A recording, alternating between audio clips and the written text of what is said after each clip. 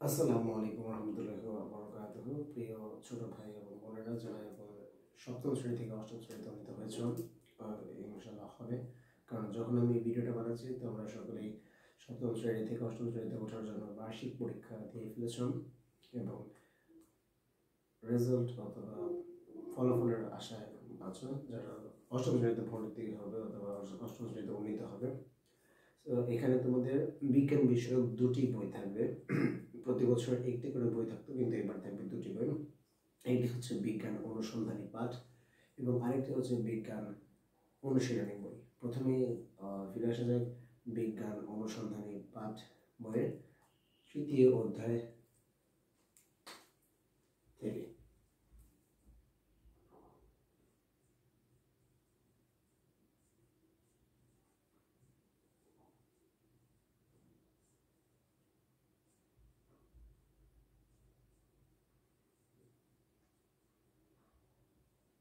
বিজ্ঞান অনুসন্ধানী পাঠ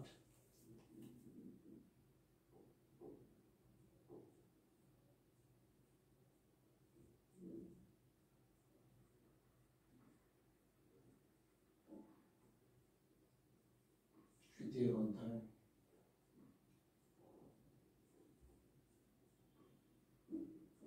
পরমাণুর গঠন। এই অধ্যায়টিতে সবকিছু এখানে প্রথমে বলা হয়েছে পৃথিবীর সবকিছুই তৈরি হয়েছে পরমাণু অর্থাৎ অ্যাটম। অ্যাটম শব্দটা দিয়ে, অ্যাটম শব্দটা এসেছে গ্রিক শব্দ অ্যাটমস থেকে, গ্রিক শব্দ অ্যাটমস থেকে, যার অর্থ অবিভাজ্য।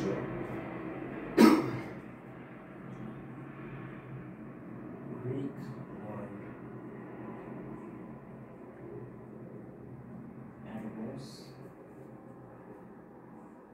থেকে এসেছে অ্যাটম, অর্থ অবিভাজ্য অথবা ইনভিজিবল। সো অ্যাটমস শব্দটা থেকে এসেছে হচ্ছে অ্যাটম, এবং সেই অ্যাটমের আসল অ্যাটম থেকে মূলত অ্যাটমের আসল অর্থটা হচ্ছে অবিভাজ্য। অ্যাটমের আসল অর্থটা হচ্ছে অবিভাজ্য। পরমাণুর দুটি অংশ থাকে, এর দুটি অংশ থাকে,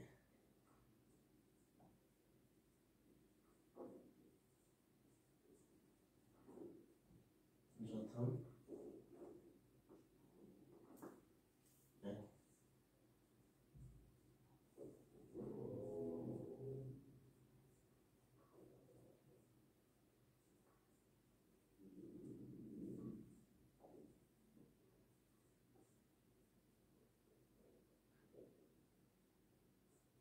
পরমাণুর কেন্দ্রে নিউক্লিয়াস এবং দুই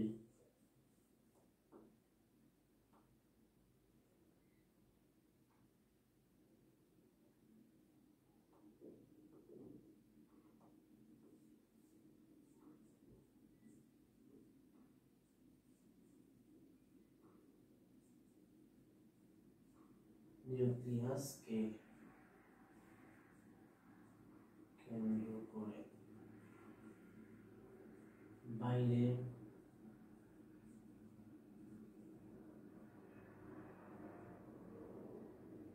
ঘূর্ণায়মান ইলেকট্রন। পরমাণু তাহলে দুটি অংশ আমরা পেয়ে গেলাম। একটি হচ্ছে পরমাণুর কেন্দ্রের নিউক্লিয়াস। নিউক্লিয়াস এই শব্দটি তোমরা একটু পরিচিত হবে, সামনে যদি হয়ে থাকো সপ্তম শ্রেণীতে, আমার ঠিক মতো জানি কারণ আমি অনেক আগে সপ্তম শ্রেণী বার করে গেছি। তো থাকতে পারে যদি বিজ্ঞান বিষয় বই থাকে নিউক্লিয়াস, এবং আরেকটি হচ্ছে নিউক্লিয়াসের কেন্দ্র করে বাইরে ঘূর্ণায়মান ইলেকট্রন। এই দুটো জিনিস, এই দুটো জিনিস তোমাদের বোঝার জন্য সবার আগে একটা জিনিস বুঝতে হবে, সেটা হচ্ছে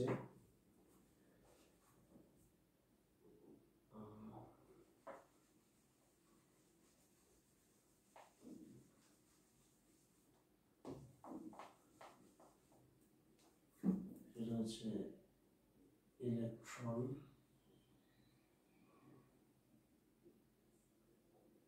প্রোটন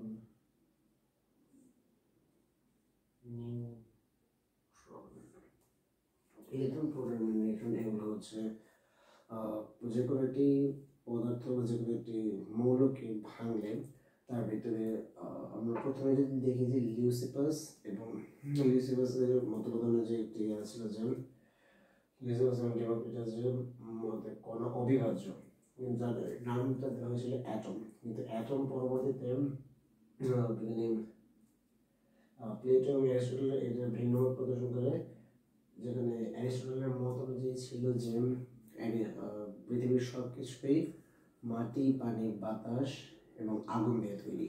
কিন্তু পরবর্তী সেটা গ্রহণযোগ্য হয়নি। উল্লেখযোগ্য বিজ্ঞানী John Dalton,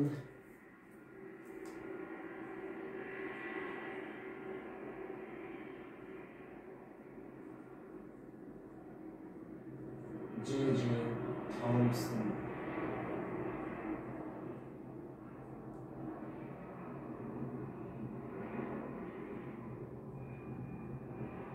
Ernest Rutherford,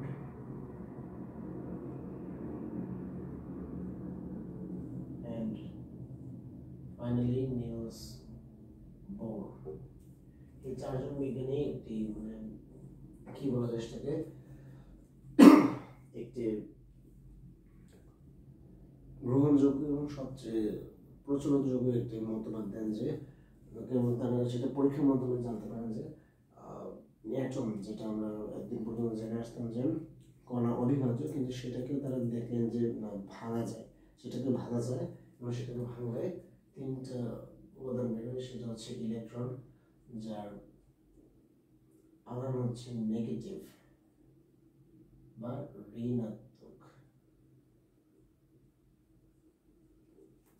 proton, যার আধান হচ্ছে ধনাত্মক বা পজিটিভ, এবং নিউট্রন হচ্ছে নিরপেক্ষ বা নিষ্ক্রিয়। নিরপেক্ষ বা নিষ্ক্রিয় অর্থাৎ নিউট্রন ইলেকট্রন এবং প্রোটনের মতো ধনাত্মক অথবা ঋণাত্মক চার্জ বিশিষ্ট নয়। ও নিরপেক্ষ, ও না ইলেকট্রনের মতো আচরণ করে না প্রোটনের মতো আচরণ করে, ক্ষেত্র বিশেষে দুটির মতো আচরণ করে থাকে। তারপরে ফিরে আসা যাক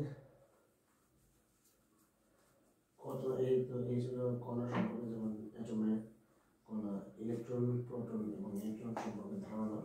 এটি হচ্ছে মূলত কণা বা পরমাণুর বেসিক। এটি ছিল মূলত বেসিক অফ অ্যাটম।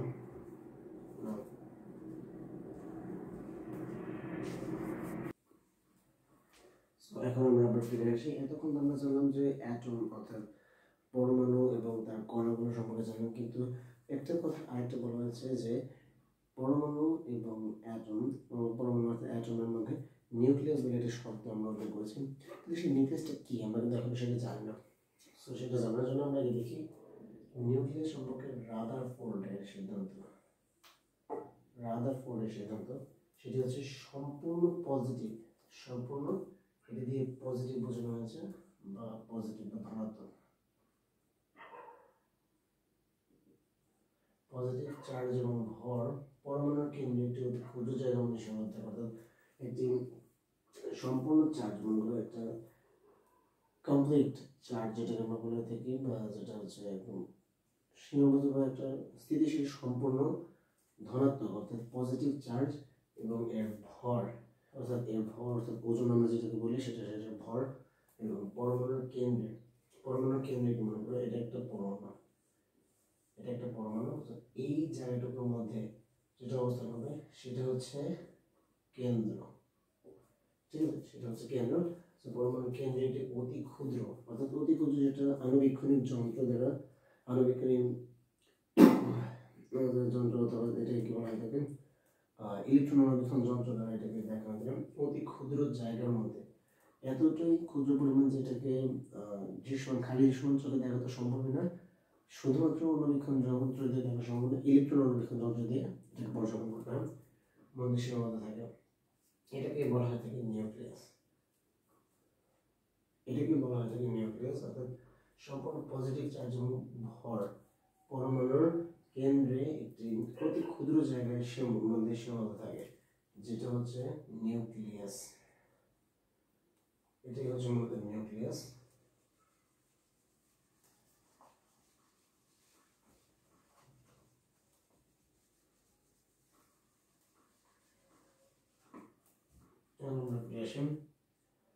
পরমাণু ঘনত্ব তাছাড়া নিউক্লিয়াস অধিকাংশ জায়গাতে ফাঁকা।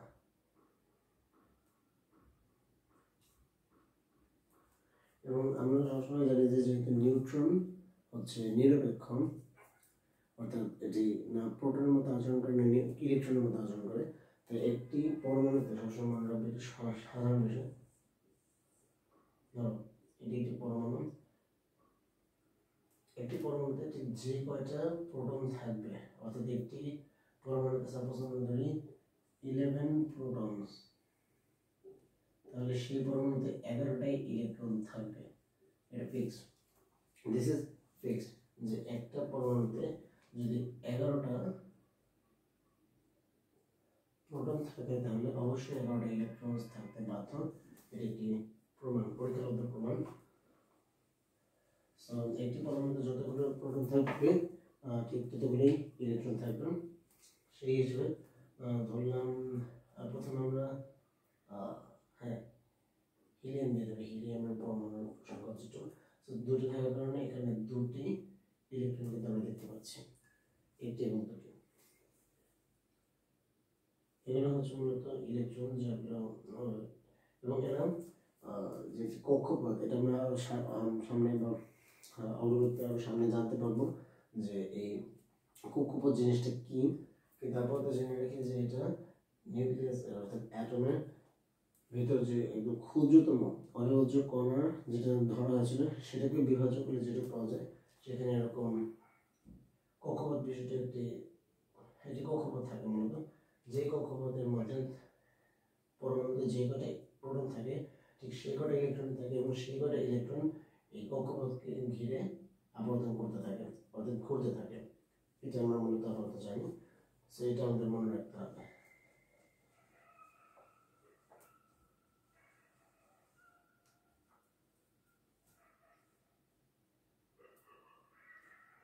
এবং সবসময় মনে রাখতে হবে প্রোটন সংখ্যা যতটুকু থাকে, প্রোটন সংখ্যা সমান ইকুয়াল টু আরেকটা বিষয়, প্রোটন সংখ্যা সমান ইকুয়াল টু পারমাণবিক সংখ্যা।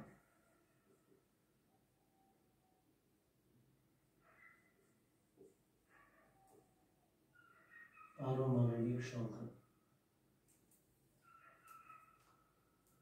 যার কারণে আমরা যদি দেখে থাকি, মনে করো কি বলে আমরা এটাকে বলে অক্সিজেন 8, এই পারমাণবিক সংখ্যা হবে অবশ্যই 8টা পারমাণবিক সংখ্যা, এবং এর প্রোটন সংখ্যাও 8টা।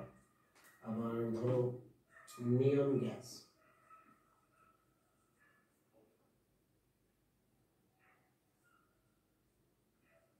নিয়ন গ্যাস এটার পারমাণবিক এবং প্রোটন সংখ্যা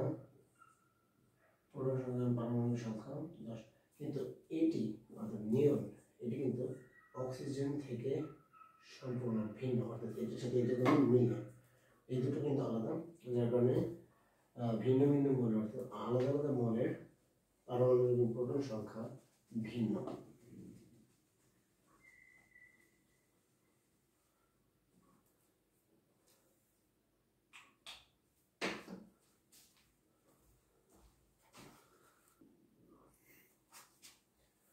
আমরা একটা জিনিস এখন আমরা দেখতে পাবো যে ভর সংখ্যা, একটা জিনিস আছে ভর সংখ্যা।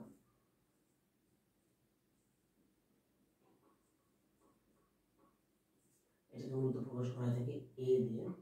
এটি মূলত কি, এটির একটি মাত্র সূত্র বা একটি মাত্র জিনিস, এটা হচ্ছে পরমাণুতে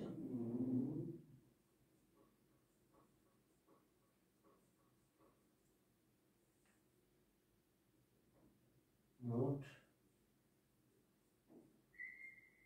প্রোটন প্লাস মোট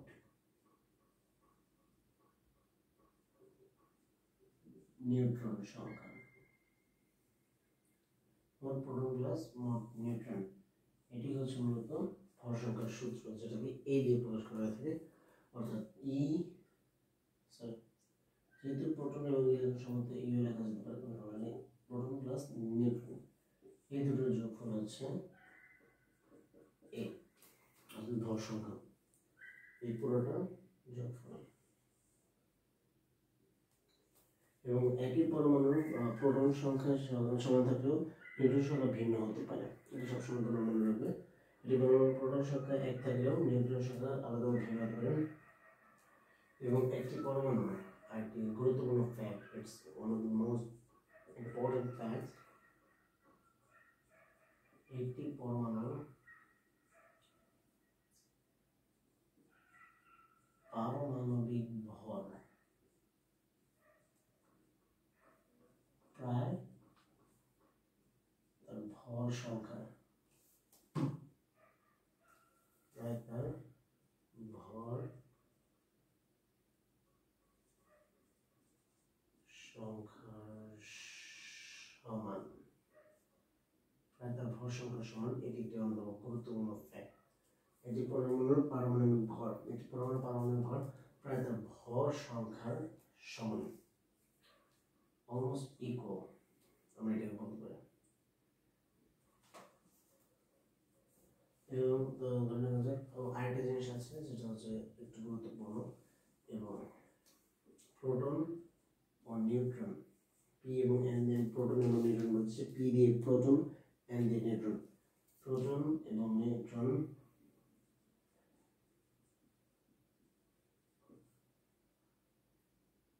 উভয় কিন্তু তোমরা যদি খেয়াল করো পরমাণুর নিউক্লিয়াসে থাকে।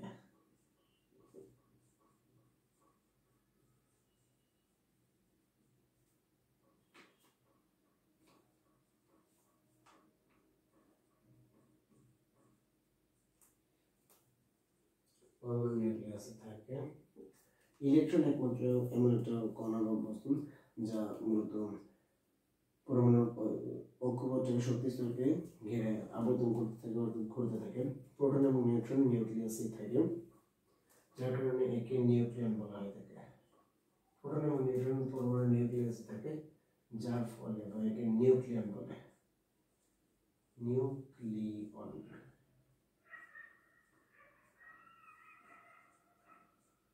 নিউক্লিয়ন বলে। এটি হচ্ছে মূলত আরেকটা কোশ্চেন। এখন আপনারা একটি এক্সাম্পল ধরে নিন। পরীক্ষায় তো এরকম সরাসরি অঙ্ক বা সরাসরি জিনিসপত্র তোমাদের তেমন বেশি দেওয়া হবে না। তো যেরকম প্রশ্ন তোমাদের পরীক্ষায় দেওয়া হবে সেগুলো সম্পর্কে আমরা দু একটা সেগুলো মূলত তোমাদের স্টুডেন্টশিপ পরীক্ষা, সো ক খ গ ঘ পার্টের মধ্যে গ অথবা ঘ পার্টে থাকবে। মূলত আমি যেটা এখন দেখাবো সেটা মূলত গ পার্টে থাকার কথা, কারণ আমরা সেগুলো গ পার্টে দিয়ে আসছি। যদি বই আমাদের রেখেছিল না, বইছিল আলাদা। ধরো কোশ্চেন সাপোজ প্রশ্ন এরকম থাকবে, a is equal to 20, z is equal to 10। তোমাদের z আগে পরিচয় করে দিই। z means পারমাণবিক, z means পারমাণবিক সংখ্যা। এরকম একটা নোট দিয়ে দিবেন। a is equal to z, a is equal to 20, z is equal to 10, এবং p is equal to 10। তাহলে তোমার প্রশ্ন আসতে পারে নিউট্রন সংখ্যা কত?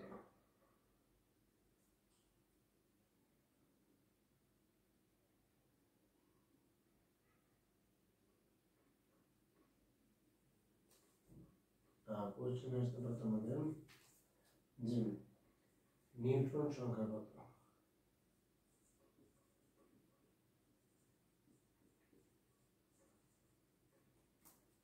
এরকম একটা প্রশ্ন আসবে। So solution given that a is equal to 20, z is equal to 10, এবং এখন তোমাদের সাথে একটা নতুন সূত্রের আমি পরিচয় করে দিচ্ছি। সরি, সেখানে একটা সূত্র আমরা পরিচয় করে দিচ্ছি। আমরা কিন্তু দেখেছি a is equal to proton plus neutron, okay. So আমরা এটাকে পিটাকে এই পাশে পাঠিয়ে দিতে পারি, এবং এটাকে এই নিউট্রনটাকে ওই পাশে পাঠিয়ে দিলে সো ইকুয়াল টু হবে neutron is equal to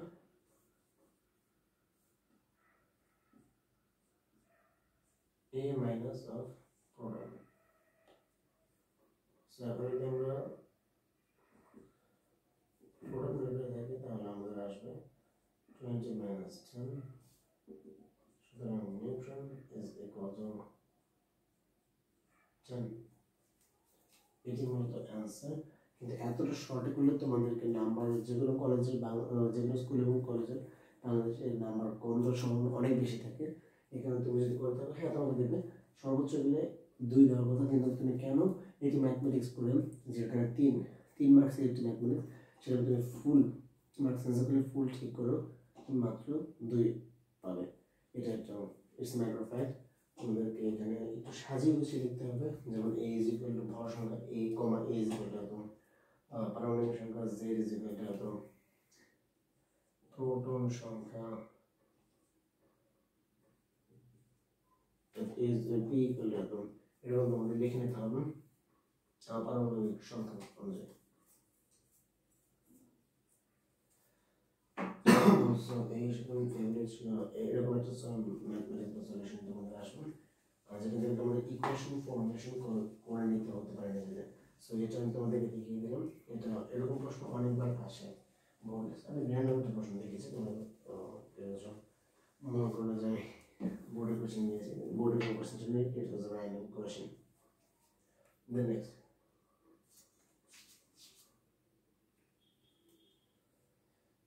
topic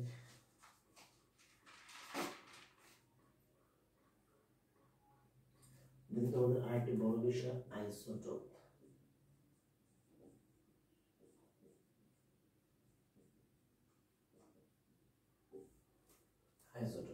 isotope জিনিসটা কি? যে সকল পরমাণুর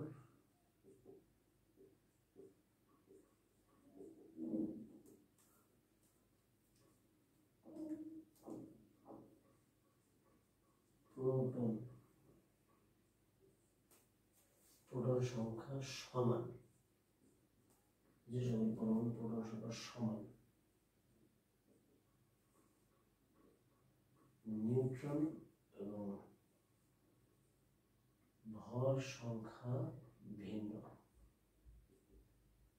নিউট্রন এবং ভর সংখ্যা ভিন্ন,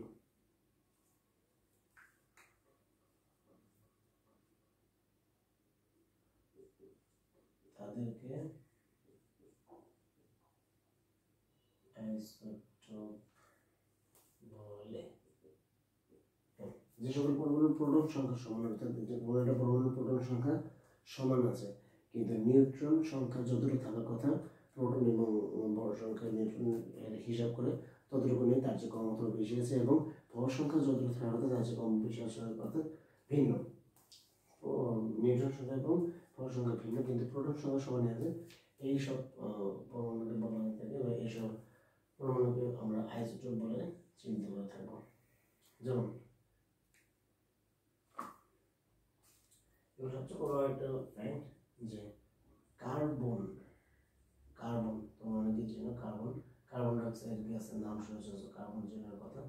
কার্বন এর আইসোটোপ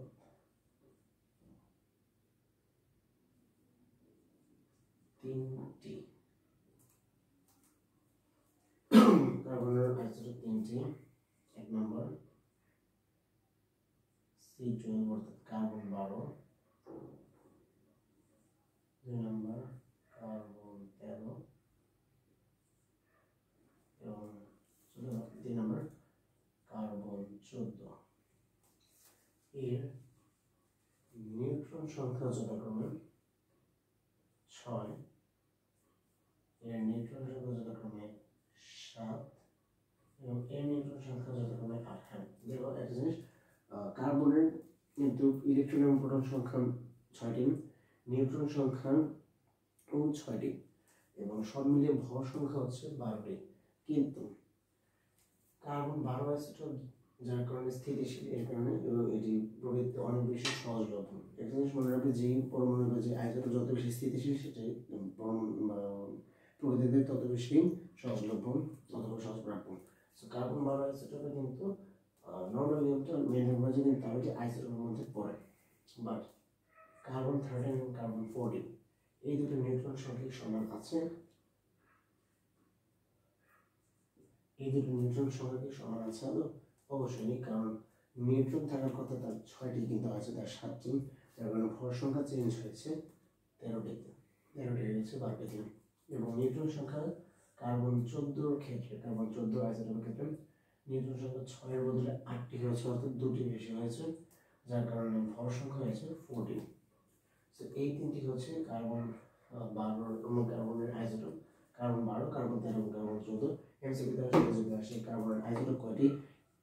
3টি। এবং কি কি? যদি পরবর্তী প্রশ্নতে আসবে, এই দুটি প্রশ্ন আসবে, 1, 2, 3 যদি এরকম কোশ্চেন রাখো, অথবা যে যে পয়েন্টের মধ্যে এই তিনটে তোমরা দেখতে পাবে যে জায়গায় যে পয়েন্টগুলো দেওয়া থাকবে, সেটি তোমরা রাইট দিয়ে আসবে।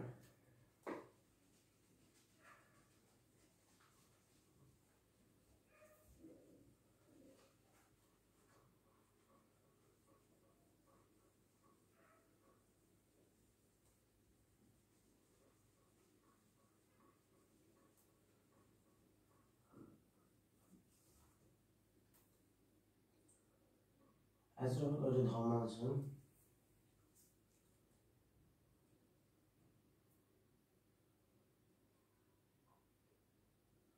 আইসোটোপের দ্বিতীয় ধর্ম আছে, যেগুলো তোমাদেরকে যদি আমি দেখাই, এবং এটা তোমার বই পেয়ে যাবে। বাট কয়টা জিনিস তোমাদের দেখাম।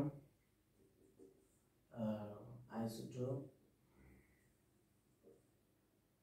এর ধর্ম,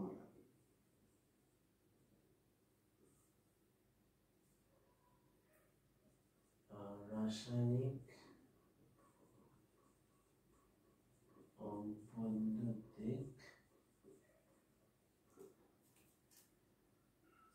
ধর্মে নো চেঞ্জ। আমি সব ফর্ম লিখছি, নো চেঞ্জ।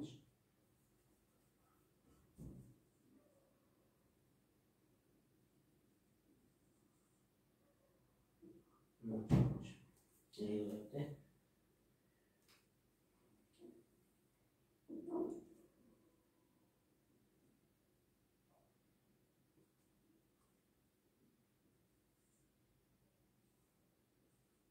নিউক্লিয়াসে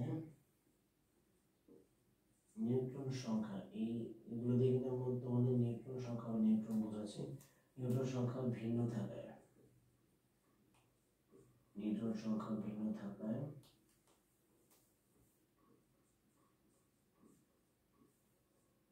এদের ভৌত ধর্মে ধর্মের নাম ধর্ম আলাদা হয়,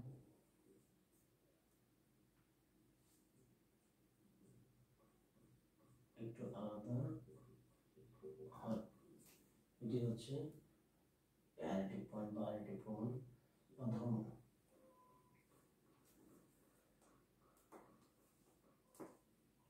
এবং এগুলো তেজস্ক্রিয়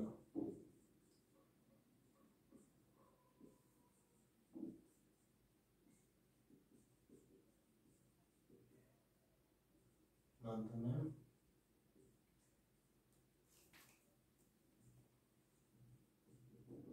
আলফা এ বিটা, অনেক ক্ষেত্রে বেটা বলা হয়ে থাকে, বিটা বা বেটা এটাকে প্রকাশ করা হয়ে থাকে এভাবে, এবং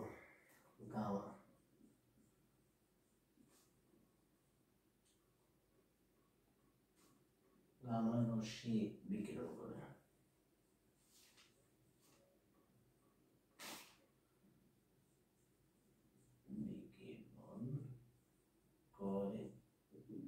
এবং এগুলো এতটাই ক্ষতিকারক, এবং এগুলো এতটাই ক্ষতিকারক হয়ে থাকে যে বিকিরণ, এই তেজস্ক্রিয় বিকিরণের মাধ্যমে যেগুলো হয় আলফা কণা, বিটা কণা এবং গামা কণা বা গামা রশ্মি, এগুলো মূলত রশ্মি আকারে বের হয়ে থাকে। আলফা, বিটা এবং গামা, এগুলো আলফা যদি তেমন ক্ষতিকারক নয়, বিটার মতো ক্ষতিকারক, কিন্তু গামা রশ্মির বিকিরণ অনেক বেশি স্বাস্থ্যের জন্য, এবং এটা কি বলে থাকে হিউম্যান বিংয়ের জন্য অনেকটাই ক্ষতিকারক এই গামা রশ্মি, যেটা বিজ্ঞান মূলত তেজস্ক্রিয় বিকিরণের মাধ্যমে আইসোটোপ থেকে বের হয়। এগুলো ছিল মূলত আইসোটোপের ধর্ম। এখন দেখা যাক চিকিৎসা ক্ষেত্রে আইসোটোপের ব্যবহার।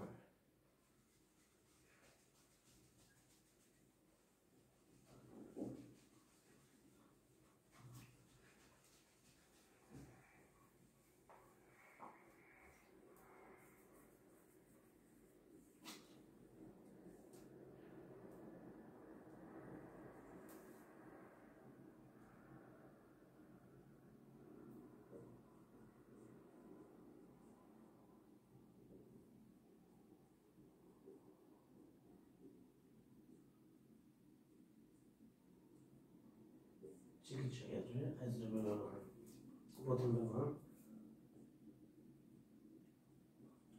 থাইরয়েড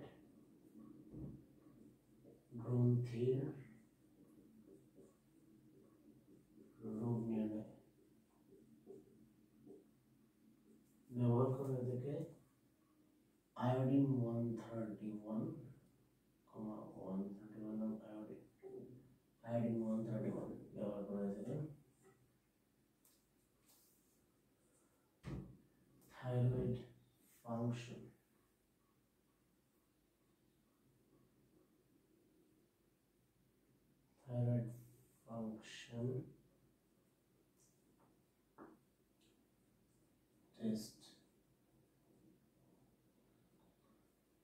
টেস্টে ব্যবহৃত হয়।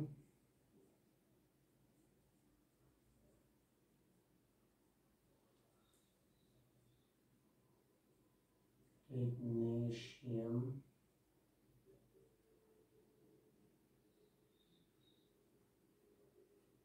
টেকনিশিয়াম 99, যেটাকে সাধারণ ভাষায় লেখা হয়ে থাকে টিসি অর্থাৎ 99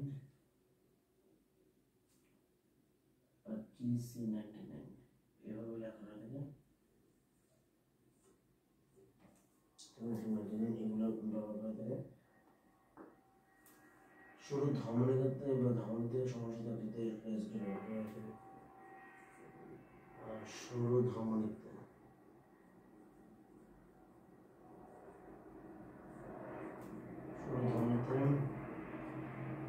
মূলত যেটা বলা হয় থাকে সমস্যা থাকলে, শুরু ধমনীতে সমস্যা থাকলে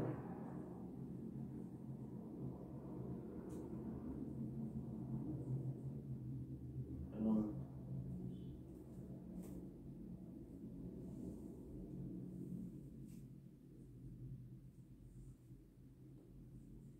চিকিৎসা ক্ষেত্রে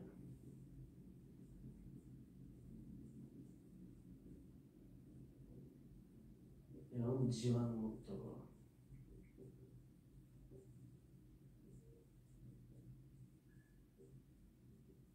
জীবাণুমুক্তকরণের ক্ষেত্রে ব্যবহার করা থাকে।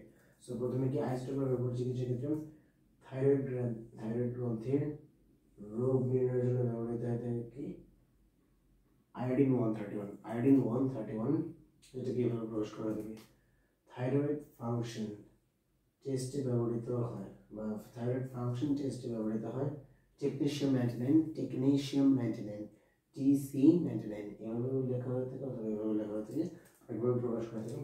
শুরু ধমনীতে সমস্যা থাকলে তেজস্ক্রিয় বিক্রিয়ার মাধ্যমে আইসোটোপের ব্যবহার করে চিকিৎসা ক্ষেত্রে এগুলো থেকে নিরাময় পাওয়া যায়। এবং লাস্ট চিকিৎসা ক্ষেত্রে এবং জীবাণুমুক্তকরণ, অর্থাৎ যে কোনো বস্তু বা যে কোনো কাজে ছড়িয়ে থাকলে এগুলো যে কোনো কিছু জীবাণুমুক্তকরণের ক্ষেত্রে আইসোটোপ ব্যবহার করা হয়ে থাকে।